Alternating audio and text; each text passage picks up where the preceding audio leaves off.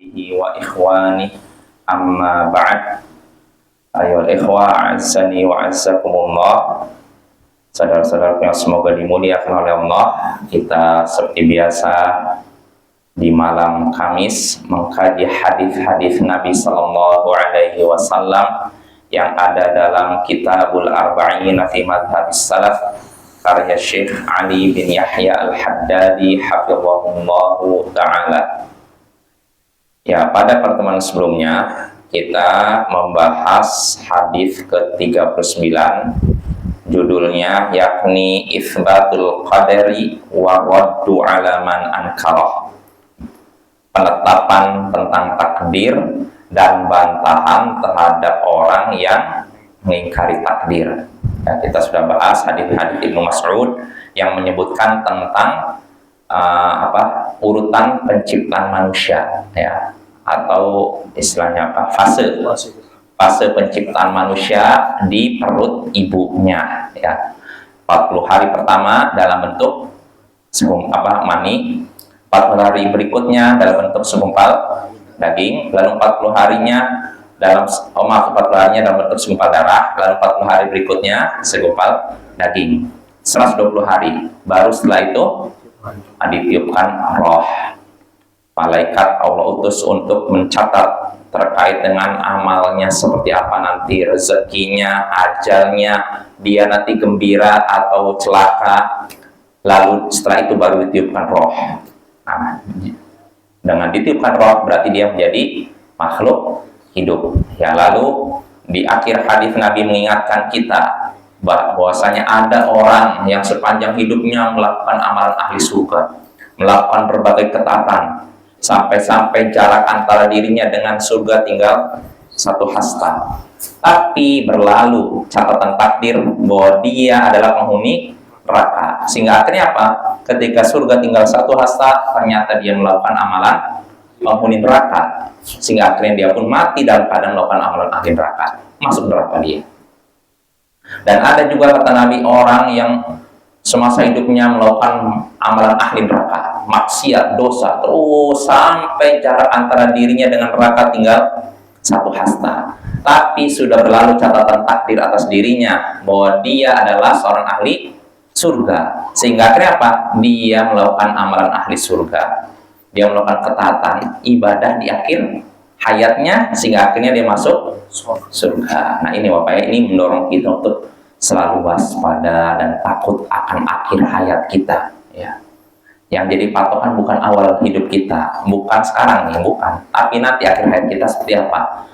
Apakah kita mati dalam keadaan baik atau mati dalam keadaan buruk? Ya, kita semua berharap kepada Allah agar dimatikan di atas Islam dan Sunnah. Ya. Islam dan Sunnah, ya. Kok kenapa nggak Islam saja? Kalau Islam saja, Khawarij pun Islam, ya kan? Murji'ah Islam, Syiah pun sebagian Islam, maka nggak cukup. Makanya ada orang yang berdoa di hadapan Imam Ahmad, Allahumma amitni alal Islam, ya Allah matikan aku di atas Islam. Kata Imam Ahmad, was sunnah, dan begitu juga di atas sunnah. Jadi orang ini doa, ya Allah matikan aku di atas Islam, artinya matikan aku sebagai Muslim. Jadikanlah matikanlah aku dalam keadaan aku sebagai seorang Muslim. Kata Imam Ahmad, was sunnah, begitu juga di atas sunnah. Artinya matimu bukan sebagai seorang Muslim saja, tapi sebagai seorang ahlu sunnah. Karena kalau sekadar Muslim saja, 72 sekte yang masuk neraka, mereka Muslim. Tapi kita nggak mau kan? Kita ingin selamat sempurna 100% dari neraka, maka kita doanya, ya Allah matikan aku di atas Islam dan sunnah. Ya, sebagaimana arahan para ulama, diantaranya Imam Ahmad bin Hambal. Ya, itu pembahasan kita pada pertemuan sebelumnya. Nah, sekarang kita masuk hadis baru. Judulnya ada kaitan dengan hadis yang sudah kita baca tadi. Kalau hadis tadi judulnya penetapan tentang adanya takdir dan bantahan terhadap orang yang mengingkari takdir. Siapa yang mengingkari takdir? Kaum Qadariyah. Makanya judul sekarang Dhammul Qadariyah, celaan terhadap Qadariyah. Qadariyah dari kata qadar, orang yang qadar, maksudnya apa? Orang yang menolak takdir. Jadi kaum Qadariyah mereka menolak takdir, menolak bahwasanya Allah menciptakan perbuatan mereka. Dan Qadariyah awal-awalnya mereka berpendapat pokoknya kamilah manusia yang menentukan perbuatan kami, bukan Allah. Allah baru tahu kami melakukan sesuatu setelah kami melakukan.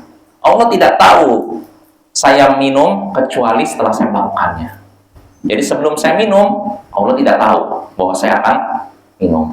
Nah, Qadariyah jenis inilah yang dinyatakan kafir oleh para ulama, keluar dari Islam. Karena mereka pertama sudah menetapkan ada pencipta lain selain Allah, yaitu menciptakan apa? Perbuatan. Terus kedua, mereka menyandarkan sifat bodoh kepada Allah. Tidak tahu. Karena apa? Allah baru tahu perbuatan manusia setelah manusia melakukannya. Berarti namanya Allah sebelumnya bodoh kan? Ya tidak. Baru tahu setelah melakukan. Berarti setelah melakukan tahu, sebelum melakukan tidak tahu. Alias bodoh, dan itu celaan terhadap Allah. Ya makanya para ulama dulu sepakat di zaman hidup Ibnu Umar dan beberapa sahabat Nabi, Qadariyah jenis ini kafir, keluar dari Islam.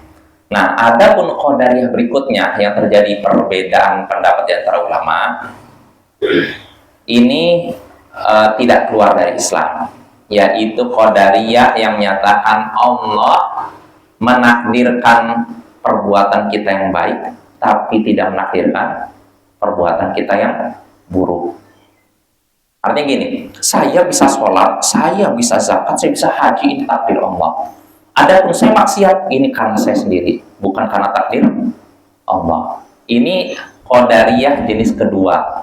Nah, Qadariyah yang seperti ini tidak dinyatakan kafir, tapi sesat, tetap sangat sesat ya. Karena mereka sudah menyatakan ada selain Allah yang menakdirkan apa tadi? Keburukan. Padahal semua perbuatan manusia baik buruk, semua kejadian di bumi ini yang baik maupun buruk ini sudah Allah takdirkan, nggak bisa dipisah-pisahkan, apa ya? Ini ya, jadi ini pun sesat, dan inilah yang terjadi atau pemikiran Qadariyah kedua inilah yang banyak tersebar di Irak ketika itu, menimpa atau mempengaruhi sebagian orang tabi'in, diantaranya seperti Imam Qatadah bin Di'amah As-Sadusi dan beberapa ulama ya. Tapi walaupun begitu, ketika Imam Qatadah bin Di'amah As-Sadusi beliau terpengaruh, beliau bukan seorang Qadariyah tapi terpengaruh Qadariyah. Artinya walaupun beliau terpengaruh Qadariyah, tapi ilmunya tetap kita pakai. Artinya apa? Beliau memiliki jasa yang lebih banyak dibandingkan kesalahan beliau. Nah, inilah sikap insaf bijak ahlus sunnah. Ahlus sunnah bukan orang yang istilahnya apa ya, hanya karena satu kesalahan dua orang, misalnya seorang punya kesalahan 1, 2, 3 langsung ditinggalkan semua jasanya, ditinggalkan semua kebaikannya. Enggak. Selama seorang itu kebaikannya lebih banyak daripada keburukannya, kita hargai orang tersebut, kita tempatkan pada tempat yang semestinya, sambil kita ingatkan umat untuk menjauhi kesesatannya, keburukannya. Karena Bapak, kalau misalkan kita harus meninggalkan semua orang yang terjatuh dalam kesalahan, kira-kira siapa yang akan kita ikuti setelah Nabi? Pokoknya kalau setiap orang yang salah harus kita jauhi. Ya, nggak ada setelah Nabi yang bisa kita ikuti. Karena Abu Bakar pun pernah salah, Umar pernah salah, Utsman pernah salah, Ali pernah salah, Imam Syafi'i pernah salah, Imam Abu Hanifah pernah salah, Imam Malik, semua ulama, nggak ada yang terjaga dari kesalahan. Semuanya pernah terjatuh dalam kesalahan. Maka nggak jadi patokan gara-gara satu kesalahan kita tinggalkan. Nggak seperti itu ya, itu nggak sikap yang tidak bijak. Ya, sikap yang bijak, kita menimbang. Kalau misalkan orang ini kebaikannya lebih banyak daripada keburukannya, kita pegang dia. Tapi kalau keburukannya lebih banyak daripada kebaikannya, kita jauhi dia. Jelas apa ya?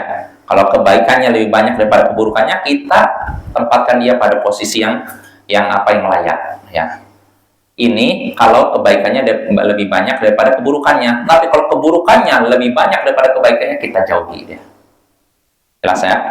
Ini ahlus sunnah, sikap bijak ahlus sunnah wal jamaah. Makanya kita dapat di dalam kitab Sahih Bukhari dan beberapa kitab, ada perawi-perawi yang sebenarnya bukan ahlus sunnah, atau terpengaruh dengan bid'ah. Dia ahlus sunnah tapi terpengaruh dengan bid'ah, tapi kok masih dipakai?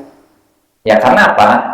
Ya tadi, ahlus sunnah nggak gara-gara kesalahan satu orang langsung tinggalkan semua.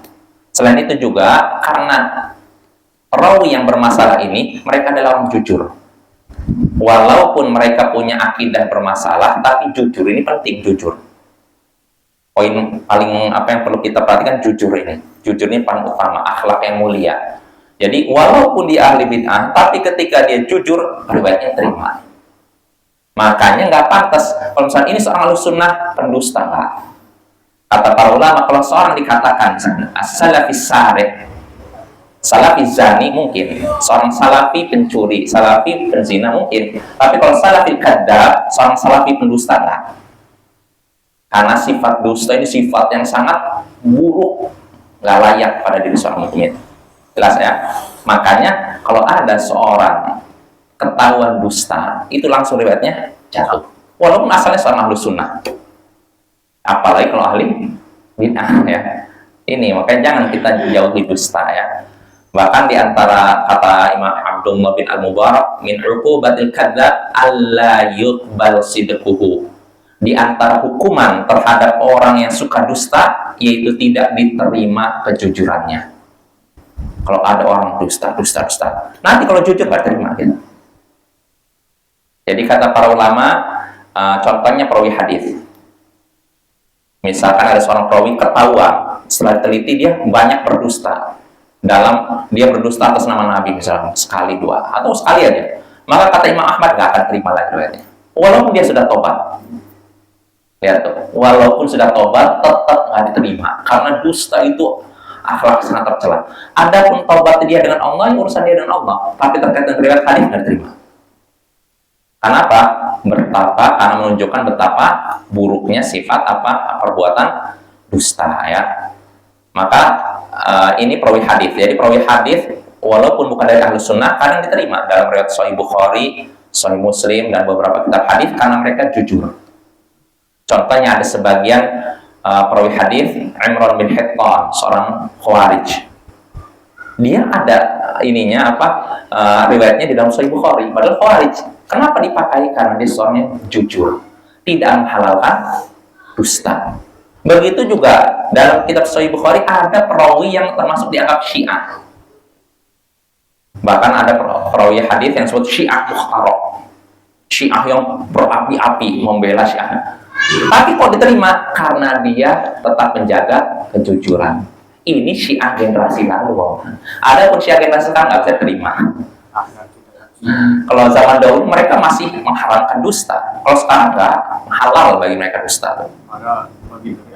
Iya, halal bagi mereka dusta. Yang penting ajaran mereka tersebar, walaupun dengan cara dusta. Nah ini Bapak ya. Ini menjawab tuduhan sebagian orang, terutama orang Syiah.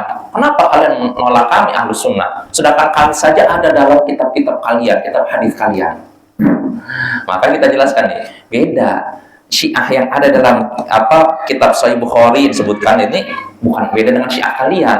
Ini Syiah yang masih generasi awal, yang akidahnya tidak separah kalian, dan mereka masih menjaga kejujuran, beda dengan kalian. Nah, ini Bapak, ini bukan khayalan atau dongeng. Ini saya diskusi sama orang Syiah begitu. Jadi mereka, tentu saja di internet ya. Jadi mereka ingin diakui oleh kita dengan cara apa? Kalian kok nolak kami, padahal kami, perawi-perawi dari kami ada di kitab hadis kalian. Ada Bapak, mereka menggunakan berargumen, beralasan seperti itu. Maka sekali lagi dibantah. Perawi Syiah yang ada dalam kitab hadis berbeda dengan Syiah zaman sekarang. Pertama, penyimpangan mereka tidak separah penyimpangan kalian. Kedua, mereka masih menjaga kejujuran, beda dengan kalian. Nah itu Bapak ya, itu bantahan yang telak terhadap mereka ya. Nah kita kembali lagi, jadi itulah Qadariyah. Qadariyah ada dua, Qadariyah ekstrim yang menyatakan manusia lah menakdirkan segala perbuatannya, baik maupun buruk. Allah tidak menakdirkan sama sekali. Allah hanya tahu setelah manusia melakukannya. Nah Qadariyah jenis ini dinyatakan kafir. Sepakat para ulama, tidak berbeda. Nah, ada pun yang kedua, inilah yang dikatakan Qadariyah yang bukan ekstrim, tapi dinyatakan tetap sesat, yaitu Qadariyah yang menyatakan bahwasanya manusia Allah menakdirkan perbuatan manusia yang baik. Adapun perbuatan yang buruk, zina, mencuri, membunuh, ini tidak ditakdirkan Allah, tapi manusia sendiri yang menentukan. Nah, ini Qadariyah yang tidak kafir, tapi apa? Sangat sesat ya, sangat sesat, bukan sesat aja, sangat sesat ya, tetap menyimpang jauh dari Al-Quran dan As-Sunnah. Nah, itu Qadariyah. Nah, sekarang kita masuk hadisnya. Berkata Syekh Ali bin Yahya Al-Haddadi hafizahullah, an Ibnu Umar radhiyallahu ta'ala anhu, anin Nabi sallallahu alaihi wasallam qala, al-qadariyatu majusu hadhil ummah, in marida fala ta'uduhum wa in matu fala tashhaduhum, rawahul Hakim wa qala sahihun ala syartihima in sahha li Abi Hazim sima'un an Ibnu Umar wa Abu Dawud wa Tirmidzi wa hassanahu Ibnu Hajar wal Al-Albani. Dari Ibnu Umar, semoga Allah meridhoinya, dari Nabi sallallahu alaihi wasallam, beliau bersabda, Qadariyah adalah majusi umat ini. Jika mereka sakit, jangan jenguk mereka. Jika mereka meninggal, jangan hadiri jenazah mereka. Hadis riwayat Al-Hakim, dia berkata hadis ini sahih berdasarkan syarat sahih Bukhari dan Muslim. Jika sahih pendengaran Abu Hazim dari Ibnu Umar. Abu Hazim perawi di sini ya. Dan ini juga diriwayatkan oleh Abu Dawud dan Tirmidzi. Imam At-Tirmidzi menyatakan hadis ini hasan, baik. Dan Imam Ibnu Hajar juga menyatakan hadis ini hasan, begitu juga Al-Albani. Nah, ini hadisnya. Kita bahas dari Ibnu Umar. Semoga Allah meridhoinya. Ibnu Umar ini maksudnya Abdullah bin Umar, Abu Abdurrahman Abdullah bin Umar, seorang sahabat Nabi dan putranya sahabat Nabi ya. Jadi Abdullah bin Umar di sini meriwayatkan dari Nabi Sallallahu Alaihi Wasallam, beliau bersabda, Qadariyah adalah majusi umatnya ini, umat ini. Qadariyah adalah majusi umat ini. Qadariyah yakni tadi orang-orang yang menolak takdir. Majusi umat ini. Majusi apa itu? Kok disebut majusi umat ini? Majusi adalah kaum atau sebuah agama yang menyembah api, yang menyatakan bahwasanya pencipta di dunia ini ada dua pencipta. Pencipta nur, cahaya dan kegelapan. Cahaya menciptakan kebaikan, kegelapan menciptakan kejahatan dan keburukan. Jadi di dunia ini kan ada kebaikan dan keburukan. Karena ada dua pencipta. Pertama cahaya, ini menciptakan kebaikan. Kegelapan menciptakan kejahatan, kemaksiatan. Yang baik-baik orang suka menyantuni, ramah, menolong sama, ini diciptakan oleh cahaya. Sedangkan yang jahat-jahat, pembunuhan, pemerkosaan, ini diciptakan oleh kegelapan. Jadi ada dua pencipta. Ini Qadariyah ya. Nah, di sini Nabi menyatakan, Qadariyah itu majusi, itu majusi. Majusi meyakini ada dua pencipta di alam ini. Nah, Qadariyah di sini Nabi katakan adalah majusinya umat ini. Kok bisa majusi umat ini? Maksudnya apa? Maksudnya apa kira-kira? Maksud majusi umat ini? Qadariyah adalah majusi umat ini. Majusi kan meyakini ada dua Tuhan. Qadariyah masa meyakini dua Tuhan? Gimana nih? Gimana kira-kira? Karena begini Bapak, kenapa Qadariyah dianggap majusi umat ini? Majusi meyakini ada dua Tuhan kan? Tuhan pencipta kebaikan, Tuhan pencipta keburukan. Nah, Qadariyah sebenarnya sama juga, serupa dengan majusi. Kenapa? Karena Qadariyah menyatakan pencipta manusia adalah Allah. Sedangkan pencipta perbuatan manusia adalah manusia. Berarti kan meyakini ada dua pencipta kan? Pertama pencipta alam semesta yang menciptakan manusia, lalu yang menciptakan perbuatan manusia adalah manusia sendiri, bukan Allah. Berarti mereka meyakini ada. Nah, berarti serupa dengan apa? Majusi kan? Ini penafsiran pertama. Dan penafsiran kedua, ada juga yang menyatakan kenapa Qadariyah dinamakan majusi umat ini? Karena Qadariyah meyakini, ini Qadariyah jenis kedua. Karena Qadariyah meyakini yang menciptakan kebaikan Allah, yang menciptakan keburukan manusia. Berarti ada dua pencipta, ya enggak? Berarti sama seperti Majusi, ya. Lantas mana yang kuat? Apakah maksud Qadariyah Majusi umat ini karena mereka meyakini Allah menciptakan manusia, tapi mereka lah yang menciptakan perbuatan mereka sendiri, atau karena mereka meyakini Allah lah menciptakan kebaikan, sedangkan manusia menciptakan keburukan? Mana yang benar? Ada dua pendapat, namun pendapat yang lebih kuat, Allahu a'lam, sesuai dengan lahiriah hadis, maksud Qadariyah di sini yakni Qadariyah generasi pertama, yang menyatakan Allah menciptakan seluruh makhluk termasuk manusia, tapi yang menciptakan perbuatan manusia adalah manusia sendiri. Ini Qadariyah generasi pertama yang dinyatakan kafir oleh para ulama. Makanya Bapak, kenapa kita ambil pendapat pertama yang menyatakan Qadariyah di sini, Qadariyah generasi pertama yang menyatakan bahwa manusia lah menciptakan seluruh perbuatannya, bukan Allah. Allah hanya menciptakan manusia saja. Kalau perbuatannya manusia sendiri yang menentukan. Nah, kenapa kita katakan Qadariyah di sini, maksudnya Qadariyah yang tadi generasi pertama, Qadariyah Majusi umat ini? Karena Nabi melanjutkan setelahnya, jika mereka sakit, jangan jenguk mereka. Jika mereka sakit, jangan jenguk mereka. Kenapa? Karena kalau jenguk, nanti kan didoakan. Ya nggak? Ya, semoga kamu cepat sembuh. Nah, orang kafir, ngapain didoakan? Nah, itu. Ya, di sini ada isyarat, maksud Qadariyah di sini, Qadariyah yang pertama. Lalu kalau mereka meninggal, jangan hadiri jenazah mereka. Kalau seorang muslim, apa nggak boleh kita hadir jenazahnya? Boleh kan? Nah, yang nggak boleh itu jenazah kafir. Makanya di sini Allahu a'lam, maksud Qadariyah di sini Qadariyah generasi pertama. Peringatan keras dari Nabi masih hidup sudah ada hadis ini. Jadi kalau mereka Qadariyah jenis ini yang menolak takdir, bahwasanya hanya manusia yang menentukan perbuatannya sendiri, bukan Allah. Nah, Qadariyah seperti ini, Bapak-bapak, kalau mereka sakit, jangan jenguk mereka. Kalau mereka meninggal, jangan hadir jenazah mereka. Terus apa yang kita lakukan? Hajar bukan hajar, boykot, ya, sampai mereka tobat. Lah, terus apa nggak boleh menjenguk sama sekali? Sebenarnya saya menanya nih, kalau ada orang kafir, agama apapun ya selain Islam, sakit, lalu kita jenguk pun nggak? Boleh kan loh? Berarti Qadariyah kok kata Nabi jangan jenguk mereka. Gimana kan?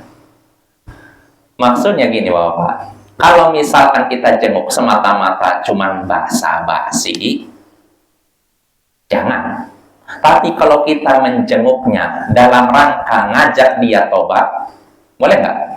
Boleh. Jadi kalau ada Qadariyah jenis ini, orang nolak takdir sama sekali, nggak, Allah nggak menentukan perbuatan saya sendiri yang menentukan perbuatan saya. Nanti kalau dia sakit, kita nggak boleh jenguk dia. Tapi kalaupun kita mau jenguknya ngajak dia obat. Nah, gini, gimana kabarnya? Sehat? Oh, gimana sakitnya? Oh, agak parah. Ya sudah, kamu ini ya, makanya obatlah dari pemikiran kamu. Supaya kamu meninggal dalam keadaan baik. Nah, kalau kita ngomong begitu nggak apa-apa. Tapi kalau cuma datang basa-basi, ya jangan. Karena Nabi sendiri melarang. Jelas Bapak-bapak ya. Ini ketika sakit, begitu juga ketika meninggal, jangan hadir jenazah mereka. Karena ketika menghadiri jenazah mereka, otomatis kita secara tidak langsung mengajarkan kepada masyarakat bahwa dia orang yang baik. Nah, itu jangan. Karena dia sudah keluar dari Islam, menolak takdir secara sempurna. Jelas Bapak ya. Ini makna hadis tadi. Nah, hadis ini diriwayatkan oleh Imam Al-Hakim, dan Imam Al-Hakim menyatakan hadis ini sahih berdasarkan syarat Bukhari dan Muslim jika memang pendengaran Abu Hazim perawi hadis ini memang dengarnya benar-benar sahih dari Ibnu Umar. Dan ini juga diriwayatkan oleh Abu Daud, Tirmidzi, dan juga dinyatakan hasan oleh beliau serta Ibnu Hajar dan Al-Albani. Jadi hadis ini kesimpulannya menurut penulis sahih ya, walaupun harus kita akui sebagian ulama menyatakan hadis ini lemah ya, hadis ini lemah. Lalu terus kalau misalkan hadis ini lemah, bagaimana kita bisa amalkan kandungan hadis ini? Bisa berdasarkan hadis yang sahih. Jadi Bapak, walaupun anggap hadis ini lemah, bukan berarti maknanya tidak bisa kita amalkan, karena maknanya ada dalam hadis lain yang sahih. Artinya apa? Kalau ada orang-orang bermasalah secara akidah dan semacamnya, boleh kita tidak menjenguknya dalam rangka supaya dia sadar dan umat sadar. Jelas ya? Ini dipraktekkan oleh Nabi sendiri ketika beliau menghajar, memboikot 3 orang, Ka'ab bin Malik, Murarah bin Rabi', sama Hilal bin Umayyah. Ketika 3 sahabat ini tidak ikut perang Tabuk, Nabi memboikot dan menyuruh para sahabat semuanya memboikot. Memboikot artinya tidak ngajak bicara, dan kalau salam tidak dijawab salamnya. Berapa hari? Kalau 1 hari 2 hari masih ringan, seminggu masih ringan. Ini bukan 7 hari, bukan 10 hari, bukan 20 hari, 50 hari. Bayangkan. Mungkin sebagian orang, nggak apa-apa kalau gitu saya bebas, bisa di rumah. Kata siapa? Ka'ab bin Malik ketika bercerita tentang pemboikotan itu yang menimpa dirinya oleh Rasulullah dan kaum muslimin, dia merasa sesak dadanya. Karena apa? Ketika keluar rumah, ketemu orang nggak mau lihat muka dia. Mengucapkan salam, assalamualaikum, nggak dijawab salamnya. Nah, ketika dia ke masjid, dia tetap, walaupun diboikot, dia tetap ke masjid, tetap sholat. Dia ingin bertemu Rasulullah nengok dia, langsung.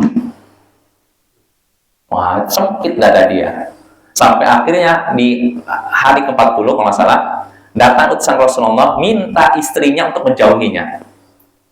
Bayangkan, jadi selama ini Ka'ab bin Malik keluar seakan-akan kayak di planet lain, nggak ada orang ajak bicara dia, mengucapkan salam nggak dijawab. Terus kalau dia pulang ke rumah masih mending, ada istrinya menghibur dia, ngajak ngobrol, masih nggak masalah kan? Tapi yang jadi masalah di hari 40 istrinya pun disuruh menjauhi dia. Rasulullah nyuruh istrinya menjauhi dia. Nah, akhirnya apa? Satu-satunya orang yang bisa diajak bicara disuruh. Berarti dia kayak hidup di mana? Di kuburan kan? Nggak ada orang diajak ngobrol. Nah, itu nggak enak Bapak ya. Tapi dari buah dari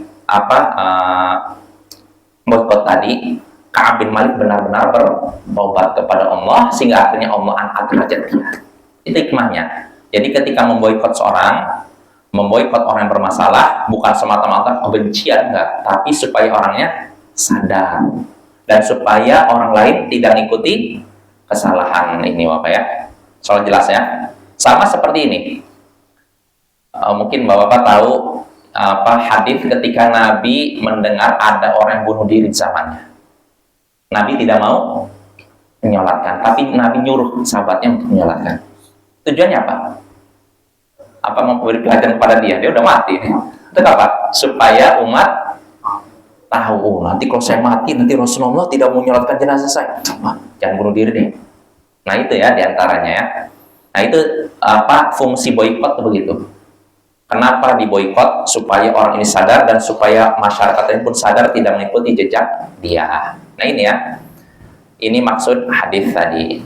Nah dari hadis ini kita bisa mengambil beberapa pelajaran, di antaranya pertama, tercelaknya qadariyah, orang yang nolak takdir, bisa menolak takdir keseluruhan, takdir yang baik maupun buruk ditolak. Bisa juga maksudnya yang buruk saja.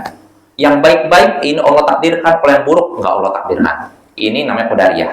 Walaupun qadariyah pertama lebih parah daripada qadariyah kedua, tapi kedua-duanya tercela.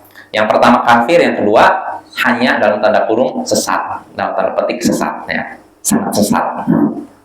Itu faedah pertama. Lalu faedah kedua yang bisa kita petik dari hadis ini, disyariatkan hajar, boikot terhadap orang-orang yang bermasalah jika memang ada manfaatnya Bapak ya.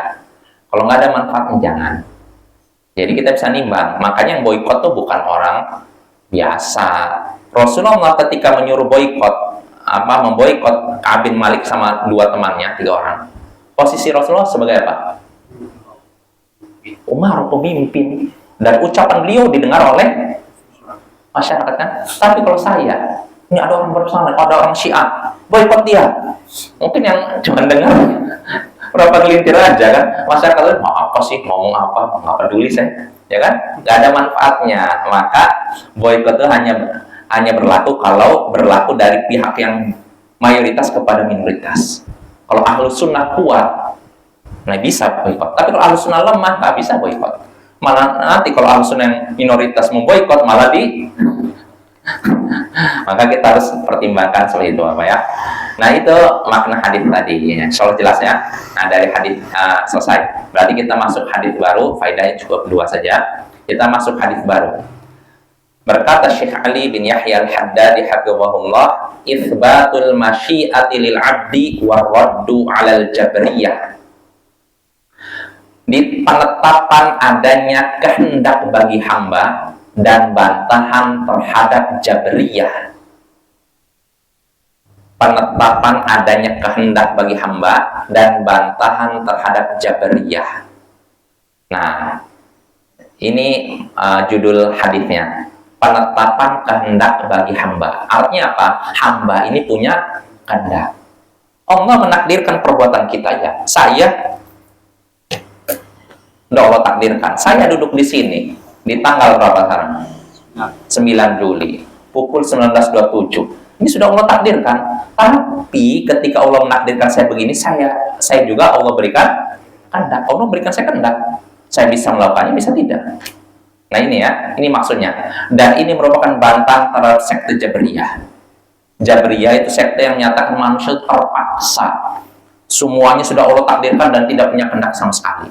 Seakan-akan seperti robot yang gitu, atau seperti pohon atau tanaman yang kalau dihembus angin ke arah utara dia utara, ke arah selatan selatan, barat barat, timur timur, nggak punya kehendak sama sekali. Nah ini sekte Jabriyah. Nah istilahnya ini Jabriyah sangat istilahnya berbeda 180 derajat dengan Qadariyah. Kalau Qadariyah kan menolak takdir, sedangkan Jabriyah menerima takdir tapi sampai menolak kehendak sama sekali, menolak kehendak manusia sama sekali. Nah makanya pas sekali nih penulis nih, ketika bab sebelumnya menyebutkan tentang celaan terhadap Qadariyah, maka beliau pun menyebutkan sekte yang berbeda 180 derajat dengan Qadariyah, yaitu Jabriyah. Nah, insyaallah jelas ya. Jadi pembahasan sekarang hadis ini tentang bahwasanya manusia itu punya kehendak, tidak dalam keadaan terpaksa. Makanya ini merupakan bantahan terhadap sekte Jabriyah yang meyakini manusia hidup dalam keadaan terpaksa, ya, terpaksa nggak punya kehendak sama sekali. Maka hadis nanti yang akan kita bahas membantah mereka, ya.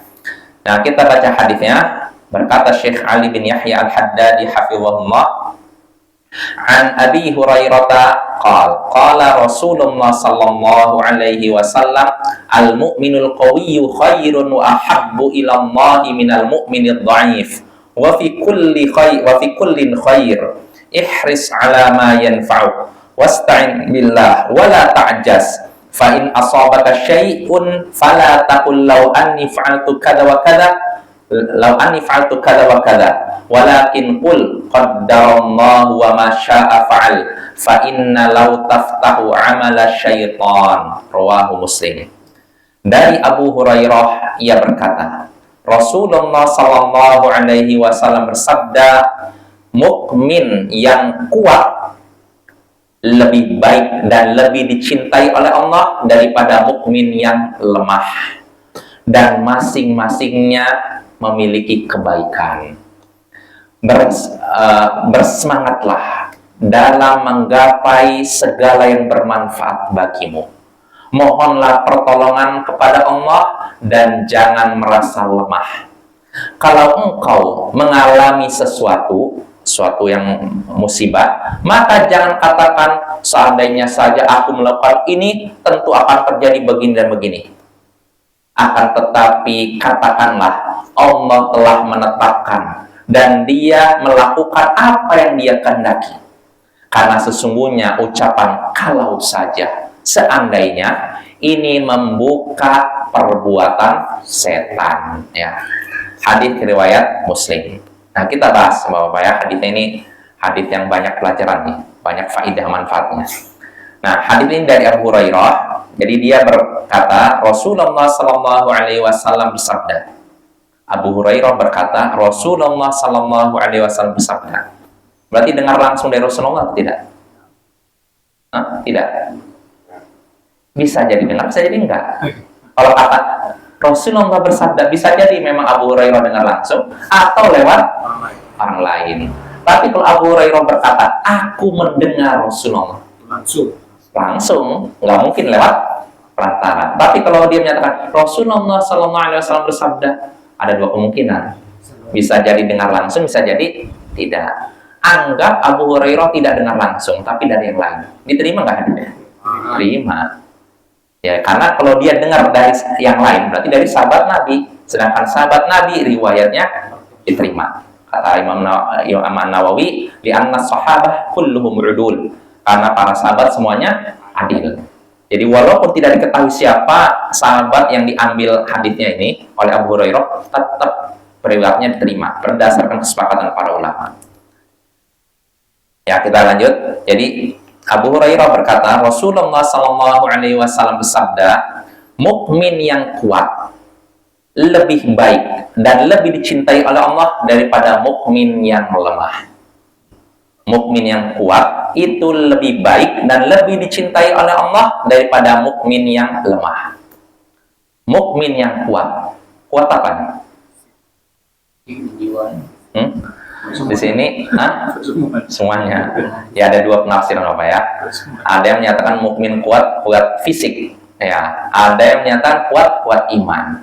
Yang benar, kata Syekh Muhammad bin Shalih Al-Utsaimin, kuat iman, kuat kemauan, kuat kesungguhan dalam ibadah, dalam takwaan ini mukmin. Kenapa bisa dikatakan demikian? Karena kalau kata Syekh menyebutkan, kalau suatu sifat al-mu'minul qawi, mukmin yang kuat, suatu sifat disebutkan setelah suatu apa namanya istilahnya ini subjek atau apa namanya? Apa namanya ini? Kalau satu kata pertama dalam sebuah kalimat apa namanya? Subjek namanya. Kalau satu subjek, suatu apa sifat disebutkan setelah subjek, ini menunjukkan sifat ini ada kaitannya dengan subjek. Kalau subjek menyatakan seorang mukmin yang kuat, mukmin artinya apa? Orang beriman. Orang beriman yang kuat, berarti kuat ini maksudnya iman. Nah ini kata Syekh Muhammad bin Shalih Al-Utsaimin. Artinya jadi patokan keimanannya.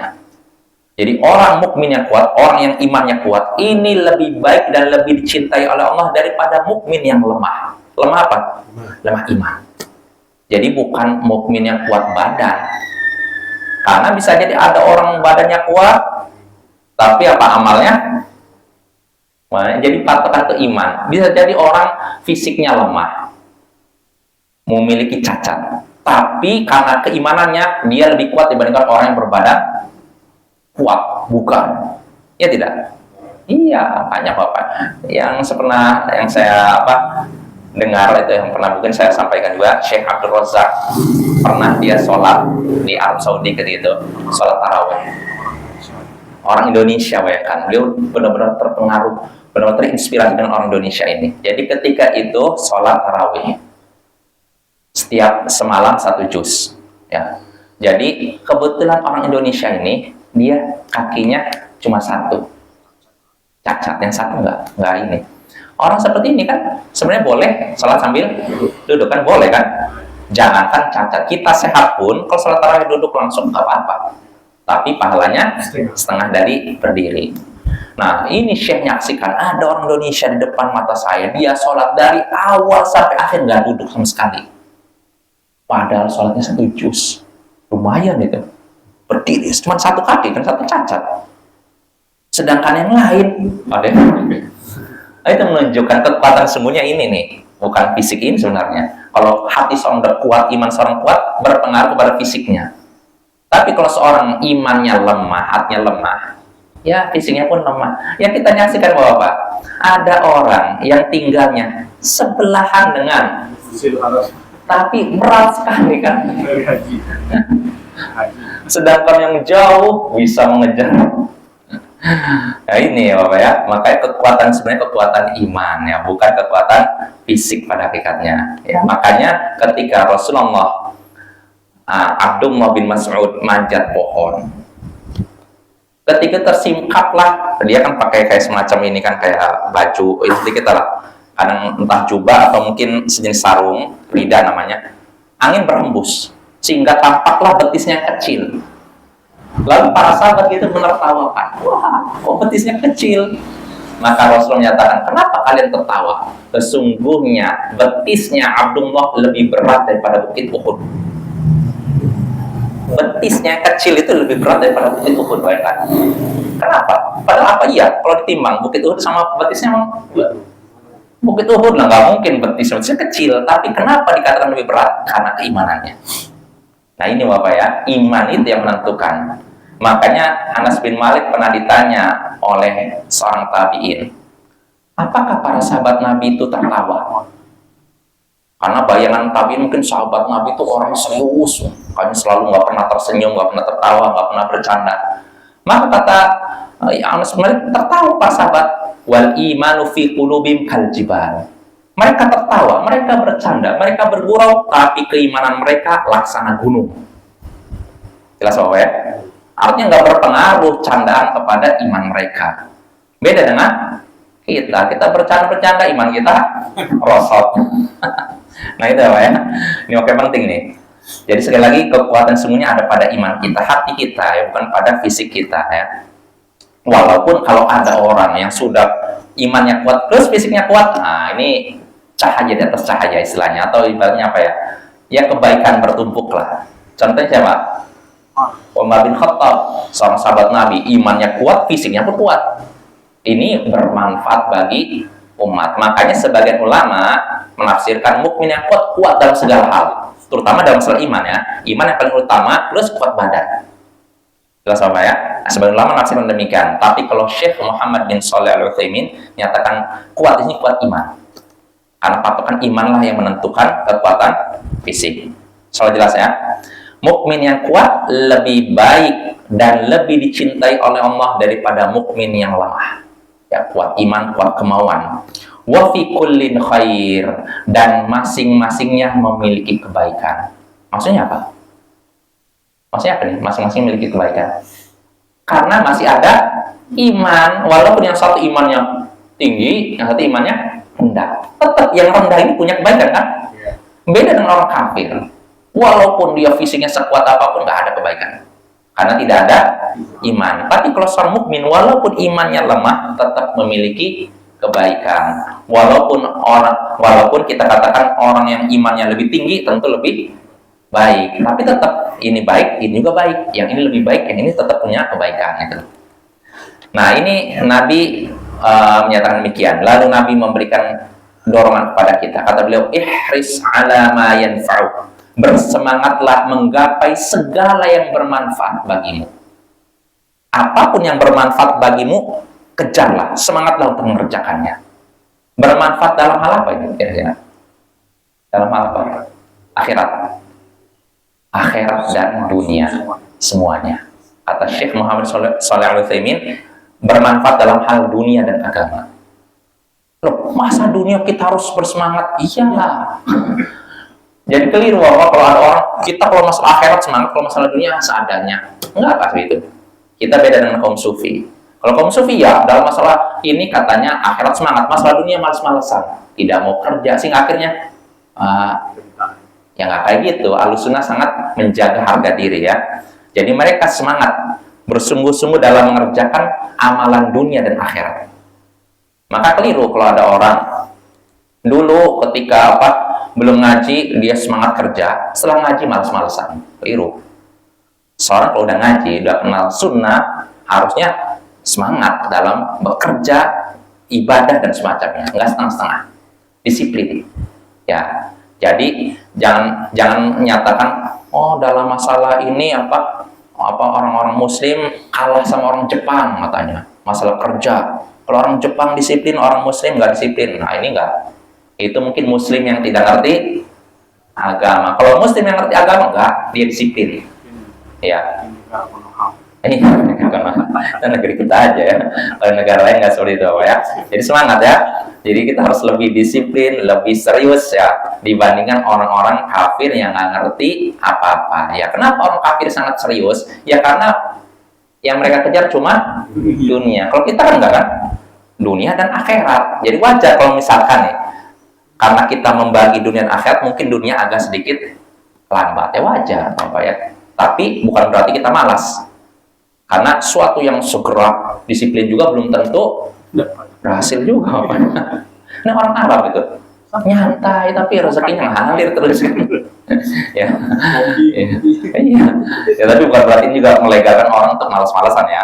Karena saya punya teman nih, ini nggak bohong nih, kerja di Qatar. Jadi orang Amerika tapi Muslim. Karena orang Amerika disiplin juga kan. Dia menyatakan saya sebel sama orang-orang Arab katanya. Saya masuk kerja jam 7, mereka datang jam 10. Malas sekali mereka gitu. Ya itu udah kebiasaan mereka ya. Ya itu nggak layak ya. Jadi tetap harus disiplin. Kata Syekh Muhammad bin Shalih Al-Utsaimin, kalau memang pihak atasan sudah menentukan jam kerja jam 7, datang jam 7. Jangan jam 10. Seorang muslim harus amanah ya. Walaupun itu urusan dunia, itu amanah, nggak boleh dia melanggarnya. Ya, insya Allah ini akan kita bahas Bapak ya. Hadis ini panjang.